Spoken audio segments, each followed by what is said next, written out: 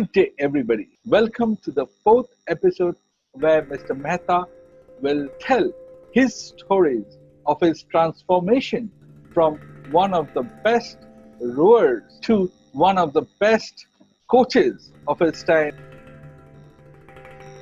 After first nationals, how long did you carry on in the elite category?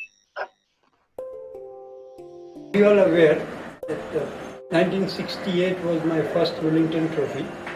68, then 69, 70, 71, 72. Consecutively, 4-5 years I was winning the Wellington, and the last year was the Wellington and the Venables.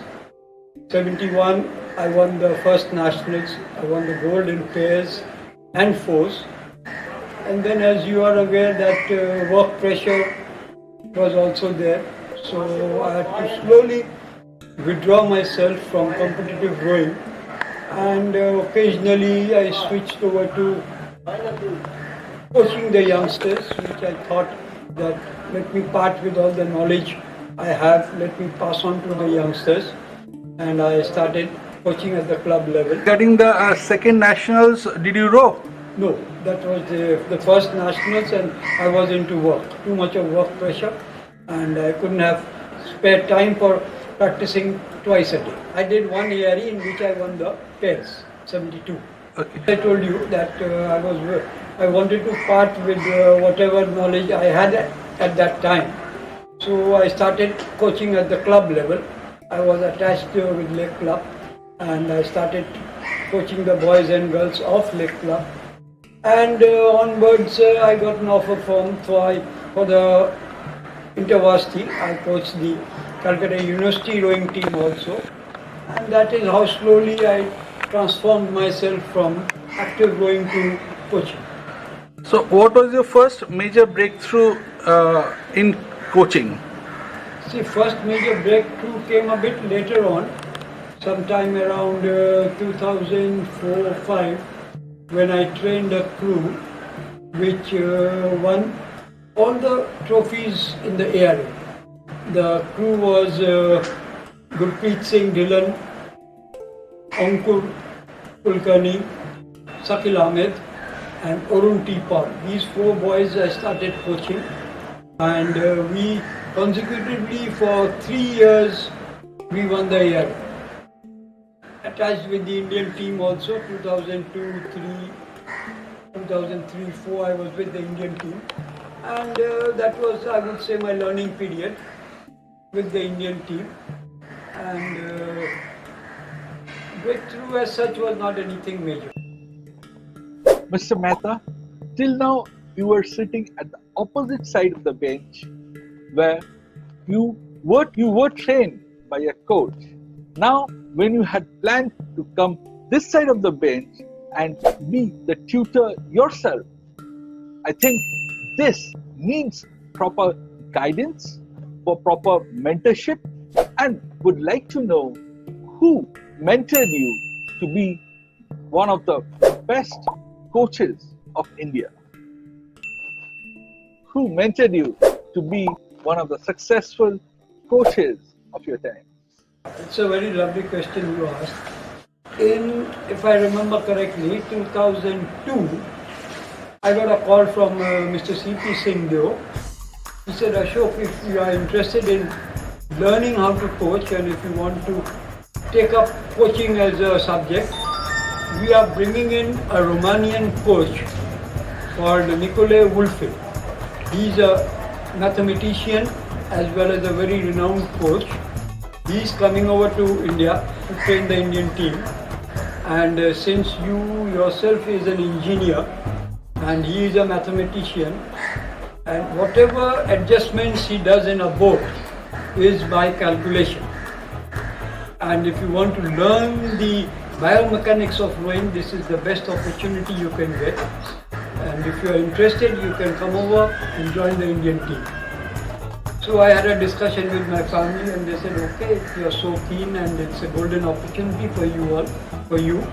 And I came to the India camp, and I had a very good 2 years with Nicolae Vulfe, and whatever I have learnt is by him, taught by him. He is an excellent mathematician and calculation wise, calculation wise, he is, I think, one of the best in the world. So before coming to India, what was the success of Mr. Wolfe? Mr. Wolfe was initially with the Romanian team, and he was mainly concentrating on the Romania's junior team. And yes, he had won a couple of bronze, silver for the Romanian junior team before he joined the Indian team. So what was the basic transition you noticed after Mr. Wolfe coming in? Yes. See, previously we did not know the science behind rigging a boat. People say boat rigging is an art. No, I would differ here. Boat rigging is not an art, it's a science. I would say boat adjustment is a science. Science in the sense is that everything in the boat is adjustable, but you should know the mechanics behind it. You should know the biomechanics behind it. And that is where we were lacking. After Wolfe, people started understanding that calculation is not only measuring with a tape and adjusting a boat. Every individual athlete is to be tailor-made for the boat. And that is what Wolfe taught us. It's like you go to a tailoring shop, and before a tailor stitches a coat for you, he takes measurements, and then he cuts the cloth and makes a coat for you. Similarly, Wolfe's saying was that in a boat, every athlete has an individuality. Every athlete body structure differs from the other. So rigging has to be made as per his particular requirements. And this is where mathematics comes in. This is where Wolfe taught the Indian coaches how to calculate, how to understand the basics of calculation and adjusting. So we can put it that after Mr. Wolfe came in, it was personalization of the boat.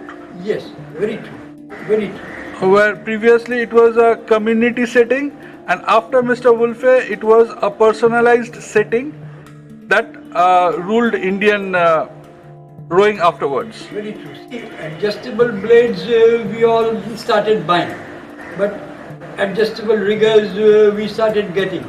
But we actually did not know the science behind all these things. And this is where Wolfe taught us the science. Every oar, every inboard, outboard is on the particular athletes using that instrument.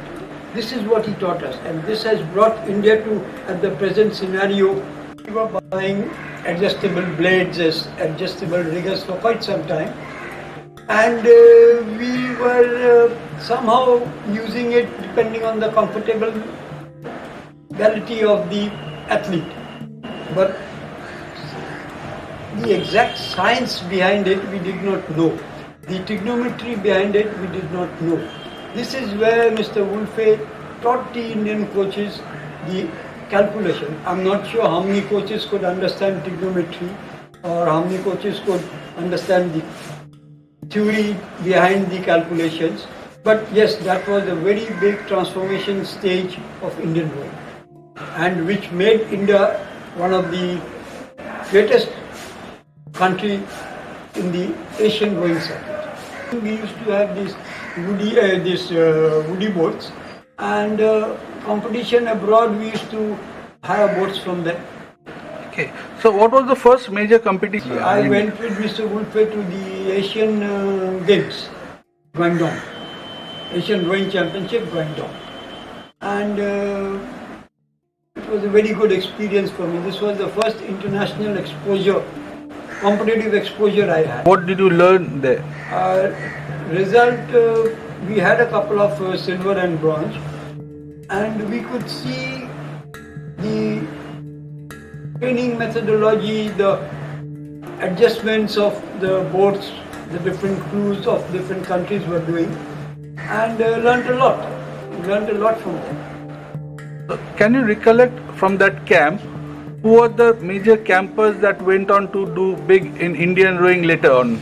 Yes, we had Inderpal Singh, we had Janil, we had Sajji Thomas, we had Roshan Lal, who is no longer alive, we had Kakre, we had Kasam Khan, we had, I think, this was the lot, and all of them now are good coaches.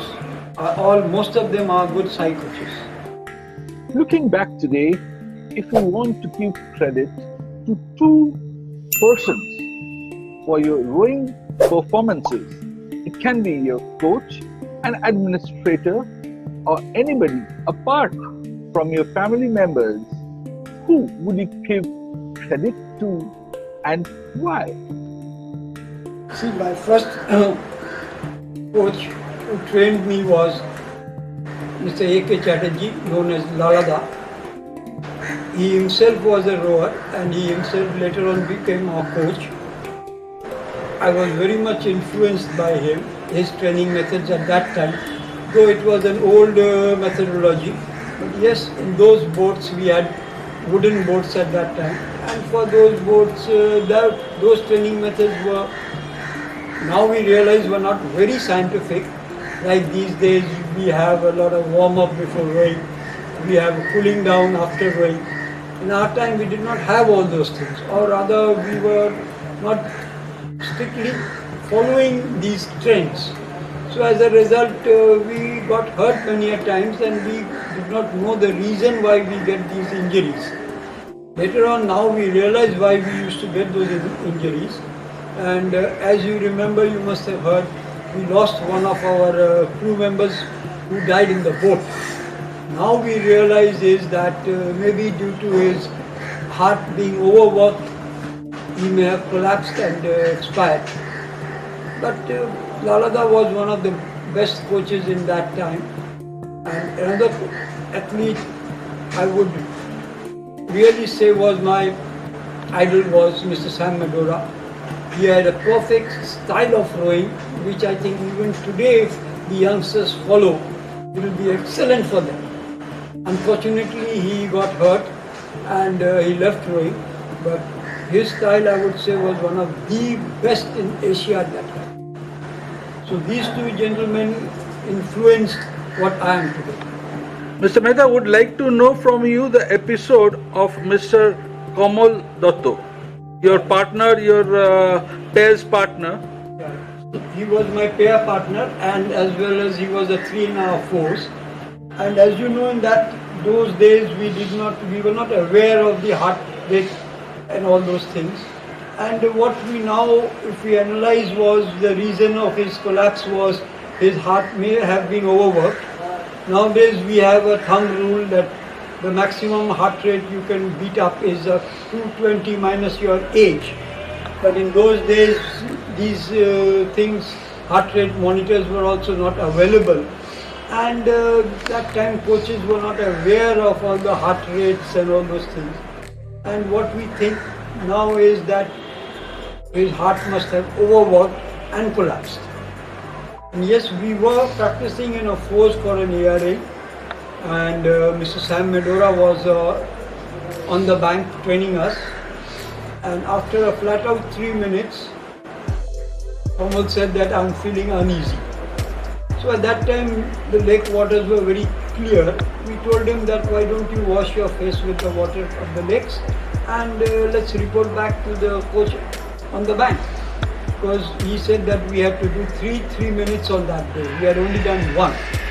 So as we were turning around the boat, he fell. And fortunately, he fell in the boat. Had he fallen out of the boat, he would have gone down the lakes, which would have been again a very touchy, very tricky situation. So seeing him collapse, we went to the bank, told Sam that this has happened. Sam Medora said, okay, take him back immediately to the jetty. We turned the boat, clear paddling, and we brought him to the jetty. And fortunately that day we had a couple of doctors who were having their morning cup of tea in the club lawns. We called them, they checked his pulse, and they said nothing much can be done. You immediately take him to Ramakrishna Hospital. We took him there. In the meantime, they had rung up the doctor in charge there, and as soon as we took him inside, they tried to do artificial heart restoration, pumping and all those things, but it was the last he breathed. Well, that was a very sad incident. Yes. And what effect did it happen post that event, post that incident? Yeah, after that I was so demoralized that I was slowly withdrawing myself from active work. That was one of the reasons I was not too keen to go any further. After that, though, I had Mr. Pin Bose as my pair partner, but whatever I did without Kumar was half-hearted. One last question to the champion rower. What was the main 4 weapons you used to be a champion rower? We believed in, first of all, was dedication. Second was determination. Third was discussion. And fourth is sportsmanship. So I'll tell everything one by one. Dedication needs no explanation. Determination needs no explanation. Yes. The third one is discussion. Like I said, we had a system in our crew is that after every outing, we used to have a team discussion in the dressing room. Maybe after a day's outing, or after a competition, or maybe after a championship, or maybe after a heat, or maybe after a semi. We always had a team discussion in the dressing room, and this was very essential. One, it was instead of blaming each other, we would discuss the shortcomings of all of us individually, and the next time we used to improve on the shortcomings. This was a great help in building up teamwork, and another was the determination. Determination at that time, our idol was Sir Winston Churchill. We used to remember what he said to the British Army before sending them to the Second World War. He said, "Look, my dear youngsters, a lot of ministers have told you a lot of things about how to win the war, what to do in a war. But my dear soldiers, I'll tell you just 4 words. Never ever give up." These words of Sir Winston Churchill helped us a lot in winning races. We used to follow what he said, never ever give up. So if our youngsters today follow that, I think they will do wonders. And the last one is sportsmanship. I'll tell you about our crew. In ARE or in the lake waters, we used to toss for the boat and we used to toss for the course. But our theory was that we will not toss for the boat, we will not toss for the course. We used to ask our opponent which boat they want. If they want 1 number, we said, okay, take it. If they want number 2 boat, okay, take it. And as you know, lake waters or in Yari, we normally have 2-lane racing in our time. And we never used to toss for the course also. Whether we want Toddy course or Calcutta course, whether we want inner course or the outer course, we used to give what our opponent used to ask for. And this was a great sportsmanship and got us a good respect amongst our opponents. It is often seen that when a successful rower having the spotlight over him always, when they step back and willingly or forcefully often goes into a depression mode or an inferiority complex mode. Did you pass through such a phase? Or how did you handle it? Yeah, in my case it was slightly different, as I have told you all before. It was not a depression, but I was off mood because my pair partner and my long-term colleague Mr. Kamal Bhatto expired in the boat, and that made me feel very sad. Whenever I sat in the boat after him, I was not giving my wholeheartedness to that practice, and it was affecting my rowing also. So I was somehow mentally deciding to part ways from rowing, and I did part from rowing. And then slowly, when I came back, I said, why not involve myself back into rowing. Instead of myself doing active rowing, I started coaching active. And yeah, I did feel bad, but I had a different reason for quitting rowing. You have seen the transition of rowing techniques during the last 5 decades. With the change in rowing equipments over time and concepts, can you throw some light on this? Yeah. See, in our times, we used to have wooden blades, we used to have wooden boats, we did not have so much of adjustments in a boat or in a oar. Whatever we were given, our body had to adapt to those circumstances. Over the years nowadays, everything is adjustable, and it's the instrument which adapts to the athlete. In our time, it was the athlete adapting to the instruments. So gradually, more modernization, the shape of the blade is gradually changing. Every 2 years, 3 years, 5 years, the design of the blade changes. And technology is advancing, and people are getting used to the modern technology, and I would say taking advantage of the technology also. Okay. And in the latest boats, what is the basic change in technique you noticed previously when you were rowing with wooden blades, wooden boats, and now with carbon fiber blades and carbon fiber? Yeah, in our times, the wooden boats were heavy, the wooden oars were heavy, and we used to give more power for every stroke taken. These days, because of the technology, because of the design of the blade, because of the design of the footrest, because of the design of the length of the stretchers, more is on skill rather than brute power. Rowing is a power game, no doubt, but technology helps take out more efficiency from an athlete. Okay. So these days it is more technique from an athlete rather than brute power from an athlete. By being one of the most successful rowers of your time, you had the practical experience required to be a coach. But rowing is not only requires practical experience, but the coaches also require to have the theoretical knowledge to train the athletes and take them to the peak of their success. Regarding your theoretical knowledge, would like to know what all courses you attended and the certifications you did.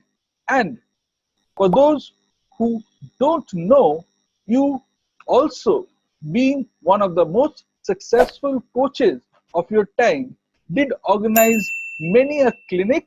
Would like to know from you all those clinics you coordinated and organized. Yeah, once I started coaching, then people told me that why don't you sit for the visa coaches examinations and other coaching clinics. So I had gone to England for some work, of personal work, and there at that time there was a coaching clinic under Mike Sparkler. So I attended that clinic and I got my level 1 there. And then after about 5, 7, 8 years, I did my level 2 in Hong Kong under visa. And after my level 2, I was approached there by Sports Authority of India to take diploma clinics and take certificate courses in rowing. And for quite some time I had taken certificate courses in Calcutta, diploma courses in Chennai. I was one of the Sai faculty at that time, and I took 3-4 clinics, organized 3-4 clinics, and certificates were given by Sai. I was one of the faculty on behalf of Sai. Today, after having 5 decades of experience in the rowing circle in India, if you were given an opportunity to coach an 8, who all will you pick? You will pick, and who all will constitute that team? See, if you ask me to choose the best 8s, my first preference will be Lala Chatterjee, Sam Medora, John Roy, though he is no longer with us.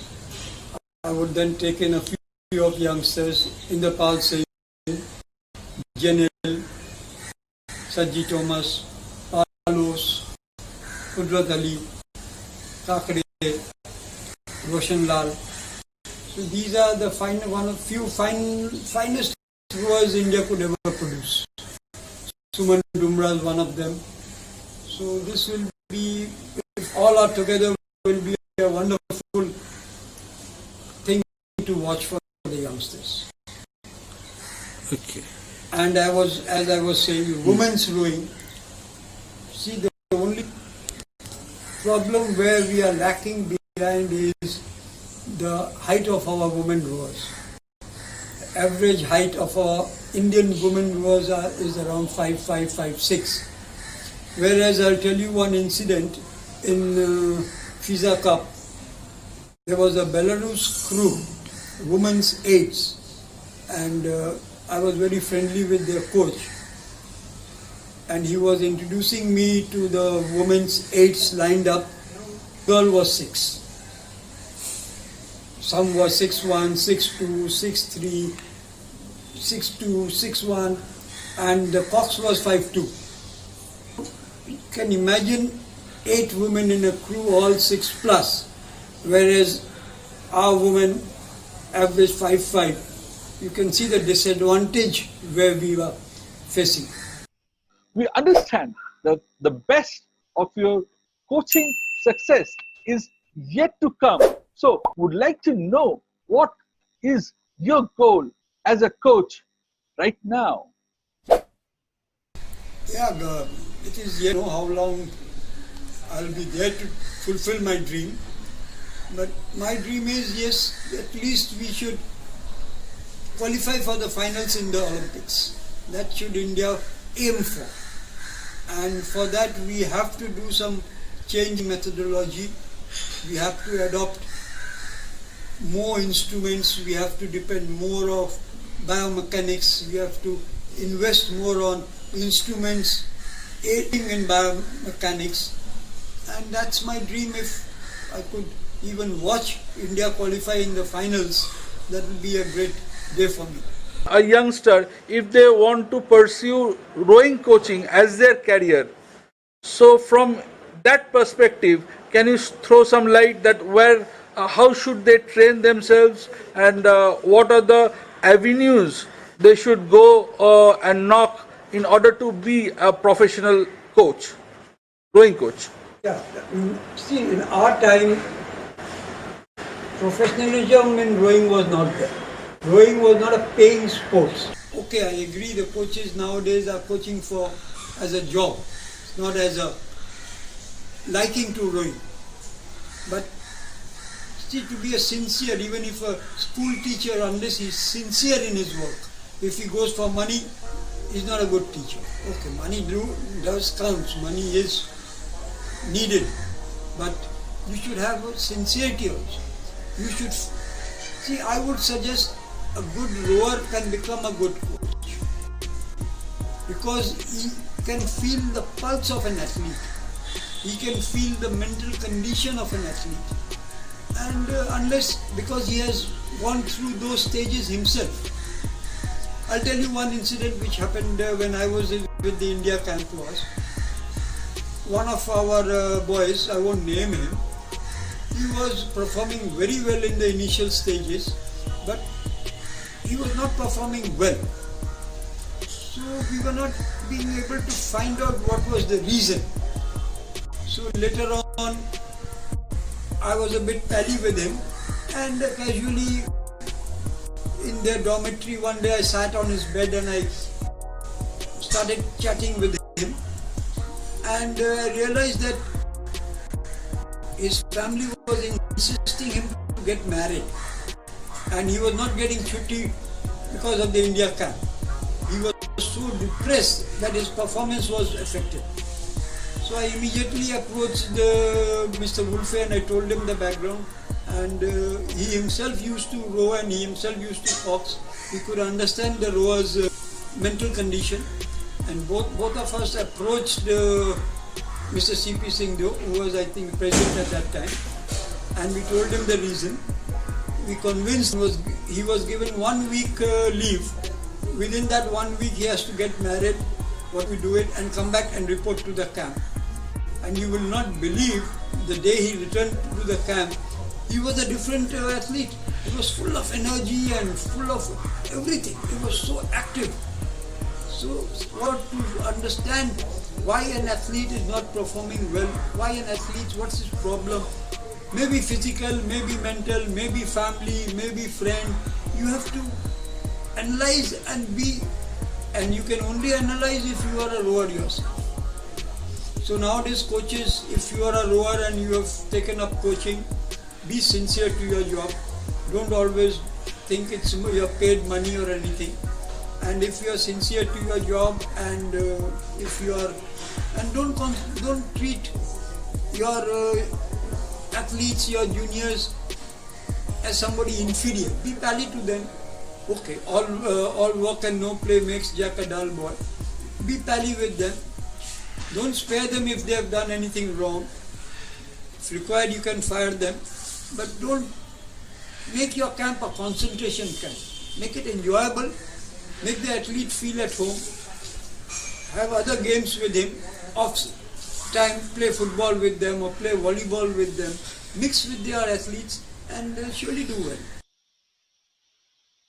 With this, we come to the end of this fourth episode where Mr. Ashok Mehta shared his story as a coach, and in the next episode, we will have Mr. Mehta again with us sharing his story from the perspective of an international jury and the various regattas he officiated. Please go through the earlier episodes if you haven't been through yet,